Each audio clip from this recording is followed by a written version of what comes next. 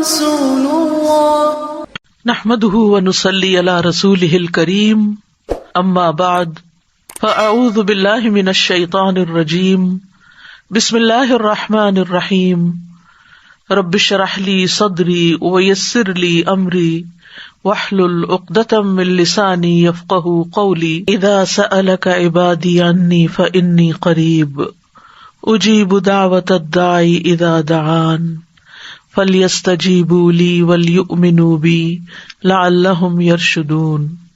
اور جب میرے بندے آپ سے میرے بارے میں سوال کریں تو کہہ دیجئے بے شک میں قریب ہوں، میں پکارنے والے کی پکار کا جواب دیتا ہوں۔ جب وہ مجھے پکارے تو ان کو چاہیے کہ وہ بھی میرا حکم مانیں اور مجھ پر ایمان رکھیں تاکہ وہ ہدایت پا جائیں۔ آج ہم انشاءاللہ فطرانے کے موضوع پر بات کریں گے، جس کو صدقہ فطر، فطرانہ، زکوٰۃ الفطر بھی کہا جاتا ہے۔ یہ وہ زکوٰۃ ہے جو رمضان کے روزے ختم ہونے کی وجہ سے واجب ہوتی ہے۔ اس کو زکوٰۃ الرؤوس، سر کی زکوٰۃ، زکوٰۃ الرقاب، گردن کی رقاب، گردن کی زکوٰۃ، اور زکوٰۃ الابدان، جسم کی زکوٰۃ کا نام دیا جاتا ہے، یعنی یہ بھی نام اس کے رکھے گئے ہیں، لیکن عمومی طور پر اس پر صدقۃ الفطر یا زکوٰۃ الفطر کا نام بولا جاتا ہے۔ جب صدقہ کا لفظ استعمال ہوتا ہے تو صدقے کا لفظ بھی زکوٰۃ کے لیے آتا ہے جو مسلمان پر واجب ہوتی ہے، جیسا کہ سورۃ التوبہ میں انما الصدقات للفقراء والی آیت میں آتا ہے، جبکہ وہاں صدقات سے مراد زکوٰۃ ہے۔ اس کو زکوٰۃ الفطر کہا جاتا ہے، یعنی فطرہ کا مطلب ہوتا ہے پیدا ہونا، فطرت پر پیدا ہونا، گویا یہ انسان کی جان کی زکوٰۃ ہے، نفس کو پاک اور صاف کرنے کے لیے ہے۔ زکوٰۃ کا لغوی معنی بھی طہارت اور کسی چیز کا فروغ پانا اور برکت کے لیے استعمال ہوتا ہے۔ فطرہ یہ اس کا مادہ ہے، اس کا معنی ہے کسی چیز کا کھولنا اور اس کو نمایاں کرنا۔ اور شرعی اصطلاح میں یعنی دین کی اصطلاح میں زکوٰۃ الفطر کا معنی ہے یا تعریف یہ ہے کہ یہ وہ صدقہ ہے جو رمضان کے روزوں کے ختم ہونے پر ہر مسلمان پر واجب ہو جاتا ہے تاکہ وہ اسے پاک کر سکے۔ سبحان اللہ، سارا مہینہ روزہ رکھنے کے بعد بھی مزید پاکیزگی کی ضرورت ہے۔ پہلے جسمانی طور پر انسان روزہ رکھ کے پاکیزگی حاصل کرتا ہے، تزکیہ اور تقویٰ حاصل کرتا ہے، اور پھر آخر میں مال خرچ کر کے تزکیہ حاصل کرتا ہے۔ کیونکہ ہو سکتا ہے کہ ایک مسلمان روزے دار پر جو کام کرنے واجب ہوتے ہیں ان میں سے کہیں کوئی مخالفت نہ سرزد ہو گئی ہو، تو یہ دراصل اس کا کفارہ ہے۔ اور روزے رکھنے سے انسان ایک فریضہ ادا کرتا ہے، اور روزے ختم ہونے کے بعد شوال کے مہینے کے شروع ہونے پر یہ دوسرا فریضہ ہے جو ادا کیا جاتا ہے۔ حافظ ابن حجر کہتے ہیں کہ اس صدقہ کو فطر کی طرف اس لیے مضاف کیا گیا ہے کیونکہ یہ رمضان کے روزے ختم ہوتے ہی واجب ہو جاتا ہے، یعنی فطرہ کا مطلب ہے کھولنا۔ چونکہ رمضان کے بعد روزہ نہیں رکھا جاتا اس لیے اس کا نام صدقۃ الفطر رکھا گیا، یعنی روزے کھولنے کا صدقہ۔ زکوٰۃ الفطر یا صدقہ فطر جو ہے یا فطرانہ جو ہے ہجرت کے دوسرے سال واجب ہوا۔ اسی سال زکوٰۃ فرض ہوئی، یہ اسی سال ہوا جس سال رمضان کے روزے فرض ہوئے، زکوٰۃ نہیں، رمضان کے روزے جس سال فرض ہوئے۔ یہ صدقہ ہر چھوٹے بڑے، مرد عورت، آزاد غلام، ہر مسلمان پر واجب ہے۔ اس کی اہمیت کے بارے میں سنن ابی داؤد میں ایک روایت آتی ہے، ابن عباس رضی اللہ عنہ سے روایت ہے، وہ کہتے ہیں کہ رسول اللہ صلی اللہ علیہ وسلم نے صدقہ فطر کو فرض قرار دیا تاکہ روزہ دار کے لیے لغو اور بیہودہ اقوال اور افعال سے پاکیزگی ہو جائے اور مسکینوں کو کھانا مل جائے۔ چنانچہ جس نے اسے نماز عید سے پہلے پہلے ادا کیا تو یہ ایسی زکوٰۃ ہے جو قبول کر لی گئی، اور جس نے اسے نماز کے بعد ادا کیا تو یہ عام صدقات میں سے ایک صدقہ ہے۔ تو آپ صلی اللہ علیہ وسلم کا جو فرمان ہے کہ زکوٰۃ الفطری طہرتن، یعنی فرض رسول اللہ صلی اللہ علیہ وسلم زکاۃ الفطر طہرۃ للصائم من اللغو والرفث وطعمۃ للمساکین من اداها قبل الصلاۃ فہی زکاۃ مقبولۃ ومن اداها بعد الصلاۃ فہی صدقۃ من الصدقات. تو آپ کے فرمان میں طہرہ کا لفظ آیا ہے، یعنی طہرہ کا لفظ طہارت سے ہے، یعنی یہ اس شخص کے نفس کو پاک کرنے کے لیے ہے جو رمضان کے روزے رکھتا ہے. اور رفث کا معنی فحش کلامی ہے. اور طعمہ کا لفظ بھی حدیث میں آ رہا ہے، اس سے مراد وہ کھانا ہے جو کھایا جاتا ہے. اور من اداها قبل الصلاۃ سے پتہ یہ چل رہا ہے کہ نماز عید سے پہلے ادا کرنا چاہیے. اور آپ صلی اللہ علیہ وسلم کے فرمان میں فہی زکاۃ مقبولۃ، اس میں زکوٰۃ سے مراد صدقۃ الفطر ہے، اور ورنہ صدقۃ من صدقات یہ عام صدقے کی طرح ایک صدقہ شمار ہوگا اگر نماز کے بعد ادا کیا گیا. صدقہ فطر کی مشروعیت کی بہت سی حکمتیں ہیں اور بہت سی اس میں فائدے ہیں. سب سے بڑا فائدہ تو جیسے اس حدیث میں آیا ہے کہ یہ روزے دار کے لیے اس کی لغو اور فحش باتوں سے طہارت کر دیتا ہے، روزے کی کمی کوتاہی پوری کرنے کا سبب ہے. وکیع بن جراح کہتے ہیں کہ زکوٰۃ الفطر کی رمضان کے مہینے کے لیے وہی حیثیت ہے جو نماز میں سجدہ سہو کی ہے. یہ صدقہ روزے کی کمی کو اسی طرح پورا کر دیتا ہے جیسے سجدہ سہو نماز کی کمی کو پورا کر دیتا ہے. اور دوسرا یہ کہ غریب کے لیے عید کے دن خوشی کا سبب ہے، تاکہ اور یہ مساکین کا کھانا ہے تاکہ وہ عید کے دن اس صدقے کی وجہ سے لوگوں سے مانگنے سے بے نیاز ہو جائیں اور عید کی خوشیوں میں مالداروں کے ساتھ شریک ہو جائیں. اور اسی طرح یہ ہے کہ جسم کی زکوٰۃ کا بھی ذریعہ ہے، اور اللہ تعالیٰ نے سالوں میں سے ایک سال تک اس جسم کو یعنی ہمارے جسم کو باقی رکھا پچھلے رمضان سے لے کے اب تک، اور ہم پر ایک احسان فرمایا، اس لیے ہم اس کا شکر ادا کرتے ہیں یہ صدقہ ادا کر کے. اسی لیے یہ چھوٹے بچے پر بھی، مجنون پر بھی، جن پر روزہ واجب ہے نہیں ہے، سب کے لیے، جس کے ذمے کوئی قرض کی ادائیگی ہو تو قرض کی ادائیگی سے پہلے صدقۃ الفطر ادا کرنا واجب ہے. یعنی اس سے اس کی اہمیت کا اندازہ ہوتا ہے کہ یہ لازمی طور پر ادا کرنا چاہیے. یہ اللہ تعالیٰ کی نعمتوں کا شکر ادا کرنے کے لیے ہے جو اللہ تعالیٰ نے روزے دار کو روزہ رکھنے کی وجہ سے عطا کی ہیں.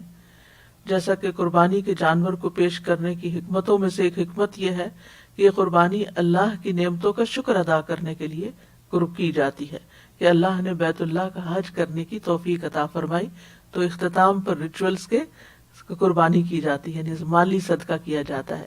اسی طرح رمضان کے روزے رکھنے کے بعد ایک فریضہ ادا کرنے کے بعد آخر میں ایک مالی صدقہ ادا کیا جاتا ہے، اور معین وقت پر، اس کا ایک لمیٹڈ ٹائم ہے جس کے اندر اس کو ادا کرنے سے ہی یہ ثواب اور اجر عظیم حاصل ہوتا ہے.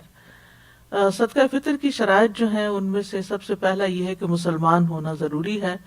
اگر کسی کے گھر میں کوئی ایسا میڈ وغیرہ کام کرتی ہے جو مسلم نہیں ہے تو اس کی طرف سے صدقہ الفطر ادا کرنا ضروری نہیں. عبداللہ بن عمر سے روایت ہے، رسول اللہ صلی اللہ علیہ وسلم نے رمضان میں مسلمانوں میں سے ہر انسان پر، آزاد ہو یا غلام ہو، مرد ہو یا عورت ہو، چھوٹا ہو یا بڑا ہو، کھجوروں کا 1 سا یا جو کا 1 سا صدقہ فطر مقرر کیا. یعنی اس کا مقصد یہ ہے کہ مسلمان اتنی مقدار میں اناج یا غلے کا مالک ہو جو غذا اس کے لیے کافی ہو اور اس کے اہل و عیال کے لیے کافی ہو، اور اس کے پاس عید کے دن اور رات کی خوراک سے زیادہ مقدار میں خوراک ہو، اور اس کے ساتھ اس کی اصل ضروریات بھی پوری ہو رہی ہوں. یعنی اگر کسی کے پاس اس دن کا کھانا ہے اور اس سے ایکسٹرا ہے تو اس کو بھی یہ زکوٰۃ ادا کرنی ہوگی. یعنی غریبوں پر بھی ہے یہ صدقہ. ابن عمر کہتے ہیں کہ رسول اللہ صلی اللہ علیہ وسلم نے لوگوں پر رمضان کا صدقہ فطرانہ مقرر کیا. یعنی آپ صلی اللہ علیہ وسلم نے مقرر کیا، قرآن مجید میں اس کا ذکر نہیں آتا. اور ایک اور اہم بات یہ ہے کہ اس میں نیت کا ہونا بڑا ضروری ہے، کیونکہ اعمال کا دار و مدار نیت پر ہے. اگر آپ ویسے ہی صدقہ دے رہے ہیں تو وہ صدقہ عام شمار ہوگا، وہ اس دائرے میں نہیں ہوگا، اور یہ اس صدقے کو ادا کرنے کا جو فریضہ ہے وہ ادا نہیں ہوگا، اور اس پر جو بے پناہ اجر ہے وہ اجر حاصل نہیں ہوگا. ورنہ صدقہ تو ہو ہی جائے گا. اور یہ نیت جو ہے یہ ادا کرنے سے پہلے ہوگی، نہ کہ ادا کرنے کے بعد. اور نیت کو تبدیل کرنا اس معاملے میں اور چینج کرنا، کبھی کچھ کرنا کبھی کچھ کرنا، یہ درست نہیں ہے. اور حدیث میں آتا ہے، سنن ترمذی کی روایت ہے کہ رسول اللہ صلی اللہ علیہ وسلم عید الفطر کے دن صبح نماز کے لیے جانے سے پہلے صدقہ فطر نکالنے کا حکم دیتے تھے، نماز کے لیے جانے سے پہلے. اور یہ ہے کہ ہر شخص خود بھی ادا کر سکتا ہے، اور گھر کا بڑا جو ہے وہ بھی سب گھر والوں کی طرف سے، اپنے بچوں وغیرہ کی طرف سے ادا کر سکتا ہے. یعنی جن کا خرچ اس کے ذمے ہے یا جن کی وہ کفالت کرتا ہے وہ اس کو ان سب کی طرف سے ادا کرے گا. رسول اللہ صلی اللہ علیہ وسلم نے فرمایا، ابن عمر کہتے ہیں کہ رسول اللہ صلی اللہ علیہ وسلم نے چھوٹے بڑے آزاد غلام کی طرف سے اور ان لوگوں کی طرف سے صدقۃ الفطر ادا کرنے کا حکم دیا جن کا خرچ تم اٹھاتے ہو. یعنی اگر آپ کوئی آپ کی زیر کفالت ہے اور اس کا خرچہ آپ کرتے ہیں اور آپ کے گھر میں رہتا ہے تو اس کا بھی آپ ادا کریں گے. علماء نے اس کے بہت سے فائدے بتائے ہیں اور اس کے اندر بہت سے پوائنٹس نکالے ہیں. صلاح المنجد کی کتاب ہے جس میں انہوں نے 50 نکتے اس صدقۃ الفطر سے نکالے ہیں. ان کا کچھ ذکر کروں گی یہاں پر. یہ کچھ علمی فوائد اور اقوال وغیرہ کے خلاصے کا مجموعہ ہے. سب سے پہلی بات یہ ہے کہ یہ ایک عبادت ہے. صدقہ فطر کو عبادت سمجھ کر ادا کرنا چاہیے، اور عبادت سے اللہ تعالیٰ کا تقرب حاصل ہوتا ہے. تو یہ تقرب حاصل کرنے کے عظیم اعمال میں سے ہے، اور اس کا تعلق روزے کے ساتھ ہے، روزے سے جڑا ہوا ہے. دوسری بات یہ جیسے پہلے بھی ہو چکی کہ صدقہ فطر واجبی صدقہ ہے، یعنی اس میں آپ کی آپشن نہیں ہے، آپ کو دینا ہی دینا ہے. اور اس کے واجب ہونے کی 2 وجوہات ہیں. نمبر 1 یہ کہ یہ روزے دار کو لغو اور جنسی باتوں سے پاک کرنے کے لیے ہے، اور دوسرا یہ کہ یہ عید الفطر کے دن مساکین کا کھانا ہے. صدقہ فطر کا مقصد کیا ہے؟ مقصد یہ ہے کہ مساکین اور نادر محتاج فقراء کے لیے فراخی کی جائے، اور اس دن ان کو مانگنے اور لوگوں کے منتیں کرنے اور ان کے آگے ہاتھ پھیلانے سے بے نیاز کیا جائے. صدقہ فطر جو ہے تزکیہ نفس کا ذریعہ ہے. یعنی جس طرح آتا ہے نا کہ اللہ تعالیٰ اللہم آت نفسی تقواہا وزکیہا، تو تزکیہ کرنے کے لیے کچھ اعمال کرنا ضروری ہوتے ہیں، جن میں سے ایک عمل یہ بھی ہے. پھر یہ کہ یہ ہر مسلمان پر فرض ہے، اور پھر یہ کہ یہ صدقہ اس پر بھی فرض ہے جو خواہ روزہ نہ بھی رکھے. روزہ نہ رکھنے کی وجہ کیا ہے؟ انتہائی بڑھاپا ہو، یا کوئی مستقل بیمار ہو، یا ایسی بیماری ہو، یا یہ کہ عورت حاملہ ہو یا بچے کو دودھ پلا رہی ہو اور اس کے لیے روزہ رکھنا بچے کے لیے نقصان دہ ہو اور اس نے روزے نہیں رکھے، تو وہ بھی یہ صدقہ ادا کریں گے. لیکن حمل میں جو بچہ ہے، پیٹ کا بچہ جو ہے، اس کا صدقہ نہیں ادا ہوگا جب تک وہ دنیا میں آ نہیں جاتا، پیدا نہیں ہو جاتا. لیکن اگر کوئی ویسے ہی دینا چاہے تو مستحب ہے، صدقہ ہی ہے، نکل جائے. واجب نہیں ہے، لازم نہیں ہے، اگر دینا چاہے تو اور بات ہے. پھر یہ کہ صدقہ فطر رمضان کے آخری دن سورج غروب ہونے پر واجب ہوتا ہے. سورج غروب ہونے پر واجب ہوتا ہے. اس سے پہلے نکال سکتے ہیں، لیکن وجوب کا ٹائم جو ہے وہ آخری روزے کے اختتام پر ہے. مثلا جو سورج کے غروب ہونے سے پہلے شادی کر لے، یا اس کا بچہ پیدا کر لے، یعنی بچہ پیدا ہو جائے، یا وہ اسلام قبول کر چکا ہو، تو اس پر یہ صدقہ فطر ادا کرنا لازم ہوگا. اور اگر سورج غروب ہونے کے بعد یہ اعمال کیے ہوں تو اس صورت میں صدقہ فطر واجب نہیں ہوگا. یعنی ایک ٹیکنیکل سی بات ہے. مثلا ایک بچہ مغرب سے بعد پیدا ہوا ہے تو اس پر واجب نہیں. اگر مغرب سے پہلے یعنی رمضان کے اندر پیدا ہوا تو اور بات ہے. اسی طرح اگر سورج غروب ہونے سے پہلے کوئی مسلمان ہو جائے، کلمہ پڑھے، تو اس پر یہ صدقہ آئے گا. لیکن اگر سورج غروب ہونے کے بعد اس نے پڑھا تو اس پر یہ واجب نہیں. دے تو مستحب ہے، پسندیدہ ہے. اسی طرح جو شخص واجب ہونے کا وقت پانے سے پہلے فوت ہو جائے، مثلا مغرب سے پہلے کسی کی جان نکل جائے، تو اس پر بھی صدقہ فطر نہیں ہوگا. لیکن اگر اس کی جان نکلی ہے مغرب کہ اذان کے بعد یا سورج غروب ہونے کے بعد، تو پھر اس کے اوپر یعنی قرض ہوگا، اس کو ادا کرنا ہوگا اس کو دفنانے سے پہلے۔ پھر یہ ہے کہ صدقہ فطر کے لیے مال کا کوئی نصاب مقرر نہیں کہ آپ صاحب نصاب ہوں اور زکوٰۃ دوسری دیتے ہوں جو تو تبھی آپ کے اوپر یہ لازم ہے، نہیں۔ ہر وہ آدمی جو اپنی خوراک یعنی اپنی ذاتی اور اپنے کنبے کی پرورش کر رہا ہو اور اس کے پاس اس دن عید کے دن یا اس رات سے زائد غلہ موجود ہو تو اس پر صدقہ فطر واجب ہوگا۔ پھر ہر انسان اپنے اور اپنے زیر کفالت لوگوں کا صدقہ فطر ادا کرے گا، اور اپنی بیوی کی طرف سے بھی، خواہ بیوی کے پاس مال ہو بھی، اپنے بچوں کی طرف سے، اپنی محتاج اولاد اور محتاج والدین یعنی اگر والدین اس کے پاس رہتے ہیں تو ان کی طرف سے بھی، اور اگر کوئی بیٹی جیسے طلاق کے بعد یا بیوہ ہو کر واپس آ گئی ہے تو اس کی طرف سے بھی، کہ گھر کے ذمہ دار کو یہ سب کچھ۔ اسی طرح اس بیٹی کی طرف سے بھی جس کی ابھی رخصتی نہیں ہوئی اور وہ ابھی اسی گھر میں رہی ہے ماں باپ کے، تو ان کی طرف سے بھی وہ صدقہ فطر ادا کرے گا۔ اولاد اگر مالدار ہے تو اس پر ان کی طرف سے صدقہ فطر ادا کرنا لازم نہیں، یعنی اگر بچے جو ہیں وہ خود کماتے ہیں، اپنے گھر والے ہیں، تو پھر باپ کے اوپر ذمہ داری نہیں ہے کہ وہ ان بچوں کی طرف سے ادا کرے، وہ اپنا خود کریں گے اپنی طرف سے، اپنے فیملیز کی طرف سے۔ لیکن جو ڈپینڈنٹ اولاد ہے، گھر میں رہ رہی ہے، باپ کے ساتھ رہ رہی ہے کسی بھی وجہ سے، تو ان کا وہ ادا کرے گا۔ پھر اسی طرح طلاق رجعی کی صورت میں شوہر کا بیوی کی طرف سے صدقہ فطر ادا کرنا ضروری ہے، لیکن اگر کوئی بیوی طلاق بائنہ لے چکی ہے یا سرکشی دکھا کے ناراض ہو کے گھر سے نکل چکی ہے تو اس کا صدقہ فطر ادا نہیں کرنا ہوگا۔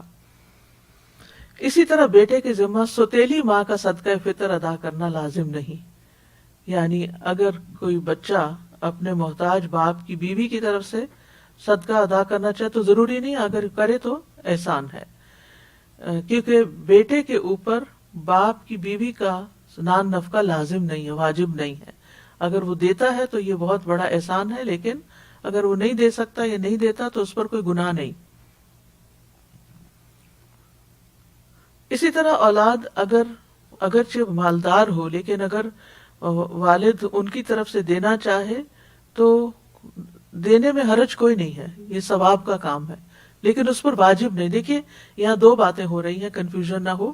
ایک ہے واجب، لازم ہے، آپ نہیں دینا ہے، اور ایک یہ ہے کہ آپ دینا چاہے تو دے دیں، اور اگر آپ نہیں دینا چاہتے تو آپ کے اوپر کوئی پوچھ نہیں ہے۔ تو اولاد اگر مالدار ہو تو اپنا خود دے گی، لیکن اگر والد کہ نہیں بچے میں آپ کی طرف سے بھی دے رہا ہوں تو خوشی سے دے دے، وہ ادا ہو جائے گا۔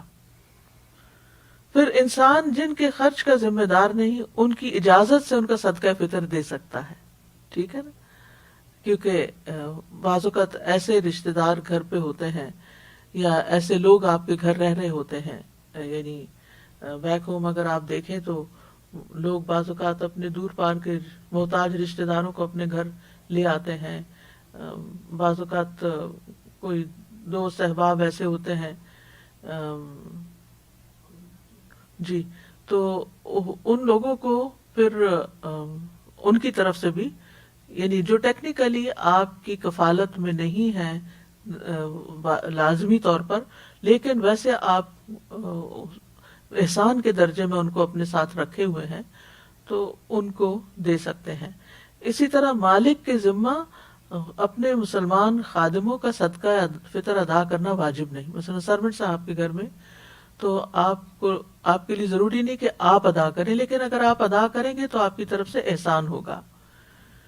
پھر یتیم کا صدقہ فطر ادا کرنے کا طریقہ کیا ہے؟ یعنی جو شخص یتیم کی رضاکارانہ طور پر پرورش کر رہا ہے اس کے لیے یتیم کی طرف سے صدقہ فطر ادا کرنا واجب نہیں۔ اگر یتیم کے پاس مال ہے تو اس مال سے صدقہ فطر ادا کیا جائے گا۔ اگر اس کے پاس مال نہیں تو یتیم کا صدقہ فطر اس شخص پر ادا کرنا واجب ہے جو شرعی طور پر یتیم کو خرچ دینے کا ذمہ دار ہے۔ پھر صدقہ فطر کی مقدار کیا ہے؟ غلے کا 1 صاع۔ ابو سعید خدری کہتے ہیں ہم نبی صلی اللہ علیہ وسلم کے عہد مبارک میں خوراک کا 1 صاع بطور صدقہ فطر دیتے تھے۔ اور صاع کی مقدار کیا ہے؟ سا سے مراد نبی صلی اللہ علیہ وسلم کا سا ہے، یہ اس آدمی کی ہتھیلیوں کے 4 چلو بنتے ہیں جس کی جسمانی بناوٹ درمیانے درجے کی، چھوٹا بالکل بھی نہ اور بہت بڑا بھی نہ ہو، 4 چلو بنتے ہیں. اور تول اور وزن اس چیز کے مختلف ہونے کی وجہ سے مختلف ہیں جن چیزوں سے سا بھر جاتا ہے. اگر آپ نے تول کر ایک سا نکالنا ہو تو یہ یقین دہانی کرنا ضروری ہے کہ یہ تول اس سا کے برابر ہو چکا ہے جس کے مطابق آپ نکال رہے ہیں، اور یہ تقریباً 3 کلو چاول بنتے ہیں.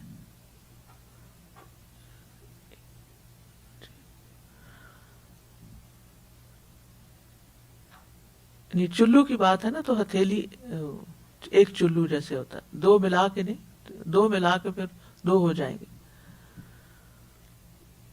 پھر اسی طرح یہ ہے کہ صدقہ فطر کسی بھی کھانے سے نکالا جا سکتا ہے جس کو لوگ بطور غذا استعمال کرتے ہیں، جیسے گندم ہے، مکی ہے، چاول ہے، لوبیا ہے، مسور کی دال ہے، چنے کی دال ہے، جو لوگوں کی غذا اور خوراک بنتے ہیں، جو عام طور پر لوگ کھاتے ہیں. اور نبی صلی اللہ علیہ وسلم نے کھانے کے ایک سا کو فرض ٹھہرایا ہے، اور صحابہ کرام صدقہ فطر اس چیز کا نکالا کرتے تھے جس کو وہ خود بطور غذا استعمال کرتے تھے. یعنی ہر علاقے کے کھانے پینے کے انداز مختلف ہیں، مقصد چونکہ غریبوں کو کھلانا ہے اس لیے وہ اس چیز میں سے نکالتے تھے جس کو خود استعمال کیا کرتے تھے، یعنی بنیادی غذا جو بیسک فوڈ ہوتی ہے. اسی لیے آپ چینی کا فطرانہ نہیں دے سکتے، چینی بدلے میں نہیں دے سکتے، یا اسی طرح چائے نہیں دے سکتے. یہ وہ چیزیں نہیں ہیں کہ جو اسینشلز میں ہیں یا بیسک آپ کی غذا ہے یا اسٹیپل فوڈ ہے، وہ نہیں ہے، بلکہ یہ تو ایکسٹراز ہیں. لیکن ڈبوں میں پیک شدہ غذائی اجناس سے بھی صدقہ فطر ادا کیا جا سکتا ہے. یعنی اگر آپ وزن دیکھ لیتے ہیں ان کا، اور چاول جو ہیں وہ پیکٹ میں ہیں تو پیکٹ بھی دے سکتے، ضروری نہیں کہ کھول کے اس کو کھلا کر کے چلو ناپ کے آپ دیں. اندازے سے آپ ڈبوں میں پیک جو چیزیں ہیں ان میں سے بھی دے سکتے ہیں، جیسے بازو کے چنے وغیرہ پیکڈ ہوتے ہیں یا ٹن پیک ہوتے ہیں. تو بس شرط یہی ہے کہ وہ عام لوگ کھاتے ہوں، جیسے لوبیا ہے، چنے ہے، مکی ہے، مٹر ہے، پھلیاں ہیں. یہ چیزیں بھی صدقہ فطر میں نکالی جا سکتی ہیں، لیکن اس کے لیے صحیح ماپ تول کے ساتھ اس کو ادا کرنا چاہیے. پھر یہ ہے کہ صدقہ فطر ایک سا سے زیادہ بھی دیا جا سکتا ہے، یعنی اگر کوئی زیادہ دینا چاہے تو زیادہ اس کے لیے صدقہ شمار ہوگا اور اس کا ثواب بھی زیادہ ہوگا. صدقہ فطر میں کھانے کی جگہ بہت سے علماء قیمت ادا کرنے کو بھی جائز قرار دیتے ہیں. یعنی کچھ علماء کا خیال ہے کہ یہ چونکہ نبی صلی اللہ علیہ وسلم نے لفظ طعمہ استعمال کیا تو اس لیے صرف کھانا ہی دینا چاہیے، یعنی راشن وغیرہ نکالنا چاہیے. لیکن یہ کہ بہت سے علماء یہ کہتے ہیں کہ اس زمانے میں چونکہ کرنسی عام نہیں تھی، یا تو بڑے سکے تھے درہم و دینار، تو اتنی چھوٹی چیز کو ناپنے کے لیے کوئی سکہ نہیں تھا کہ اس کی قیمت بتائی جاتی کہ اتنی قیمت ادا کر دی جائے. اور عام طور پر صدقہ جو تھا وہ اجناس کی شکل میں نکالا جاتا تھا. لیکن آج سہولت کے لیے اگر نقدی کی صورت میں بھی دے دیا جائے تو کوئی حرج نہیں. اور افضل تو یہی ہے کہ کھانے کی کوئی چیز دی جائے، لیکن اگر کھانے کی چیز نہیں دے سکتے، نہیں پہنچا سکتے، تو آپ پیسے بھی دے سکتے ہیں. مثلاً اب جس طرح لوگوں کا رہنے کا لائف سٹائل ہے، تو اور خصوصاً کورونا کی وجہ سے لوگ گھروں میں بند ہیں، اور مساکین لینے والے بھی اور دینے والے بھی، تو ایسی صورت میں پیسے تو آپ ہی ٹرانسفر کر دیتے ہیں کسی کے لیے، یا آپ کسی بھی ذریعے سے اس کو دوسرے تک پہنچا سکتے ہیں، یعنی کسی بھی وائر کے ذریعے. لیکن فزیکلی فوڈ لے کر کسی کے گھر تک جانا یا پہنچانا، بعض لوگ ایسی جگہوں پر رہتے ہیں، عین بیچ سمندر کے رہتے ہیں، بعض لوگ شپس میں کام کر رہے ہوتے ہیں، بعض لوگ کسی دور پار جزیرے میں رہ رہے ہوتے ہیں، وہاں ان کے پاس کوئی مسکین وغیرہ نہیں ہے، تو ایسی صورت میں وہ پیسے بھی دے سکتے ہیں.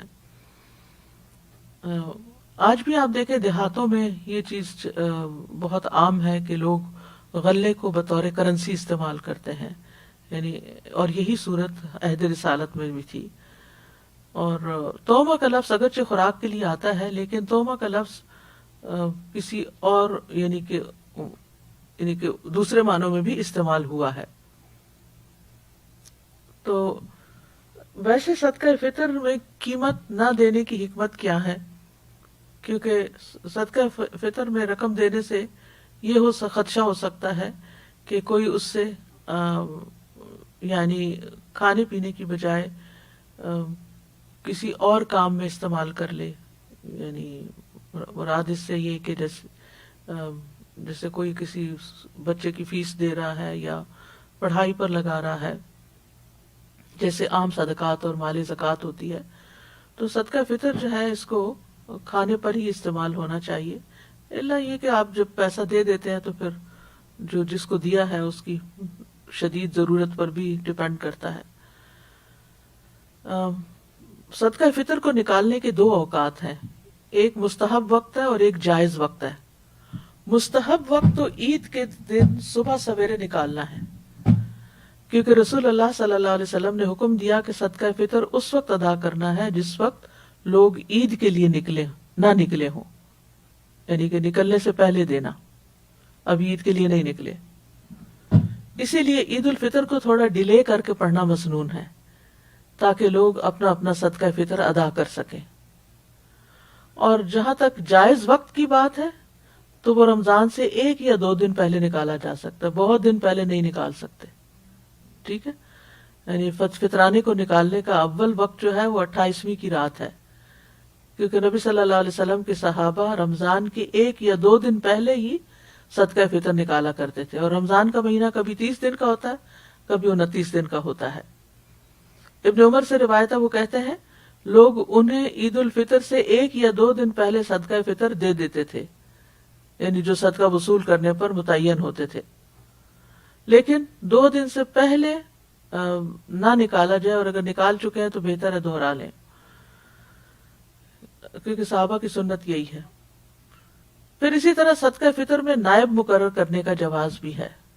ٹھیک ہے، کہ مثلاً آپ اپنا صدقہ کسی فلاحی تنظیم کو دے سکتے ہیں، کسی آرگنائزیشن کو دے سکتے ہیں، اور وہ آپ کے بہاف پر آگے ڈسٹریبیوٹ کریں. یہ طریقہ بھی درست ہے. یعنی بعض اوقات آپ مسکین کو ڈائریکٹ ہاتھ میں دیتے ہیں، اور بعض اوقات آپ کسی آرگنائزیشن کو دیتے ہیں تاکہ وہ آگے پہنچا دے. اور صرف یہ ہے کہ یہ انہی کو دیں، انہی تنظیموں کو دیں جن کے بارے میں آپ کو یقین ہے کہ وہ نماز سے پہلے آپ کا صدقہ فطر غریبوں تک پہنچا دیں گی. اس کو سال بھر جمع کر کے نہیں رکھنا چاہیے، اور جان بوجھ کر ڈیلے نہیں کرنا چاہیے صدقہ فطر کو، اور یہ حرام ہے. اگر کوئی مؤخر کرتا ہے تو اس پہ قضا تو لازم ہوگی، لیکن وہ اجر و ثواب کھو دے گا. عید کی نماز ادا کرنے کے بعد صدقہ فطر ادا کرنا یعنی مکروہ میں سے آتا، ہو جائے گا لیکن وہ مستحب اور جو افضل وقت ہے، یہ تقرب کا وقت ہے، وہ نکل گیا. اور پھر اسی طرح یہ ہے کہ ابن عباس کہتے ہیں رسول اللہ صلی اللہ علیہ وسلم نے صدقہ فطر کو فرض قرار دیا، چنانچہ جس نے اسے نماز عید سے پہلے پہلے ادا کر دیا تو یہ ایسی زکوٰۃ ہے جو قبول کر لی گئی، اور جس نے نماز کے بعد ادا کیا تو یہ صدقات میں سے صدقہ ہے ایک، اور اس کا مقصد بھی فوت ہو جائے گا، اور وہ ہے فقیر لوگوں کو خوشی کے دن مانگنے سے بے نیاز کرنا. صدقہ فطر کا اگر وقت نکل جائے کسی وجہ سے، مثلاً آپ سوتے رہ گئے، آپ کی پوری نیت یہ تھی کہ آپ صبح صبح اٹھ کے دے دیں گے، لیکن رات آپ جاگتے رہے تو صبح آپ کی آنکھ ہی نہیں کھلی اور نماز بھی ہو گئی، قضا ہو گیا سب کچھ، نماز بھی قضا، صدقہ بھی قضا. تو ایسی صورت میں پھر صدقہ فطر ساقط نہیں ہوگا، چونکہ یہ واجب ہے، ایک فرض ہے آپ کے اوپر، اور تو یہ مستحق لوگوں کا قرضہ ہے. بہرحال جس وقت آپ کی آنکھ کھلے گی یا جس وقت آپ کو موقع ملے گا آپ فوراً اس کو نکال دیں گے اپنے مال میں سے، کیونکہ یہ حقوق العباد میں سے ہے اور بندوں کا حق آپ کے مال میں نہیں رہنا چاہیے.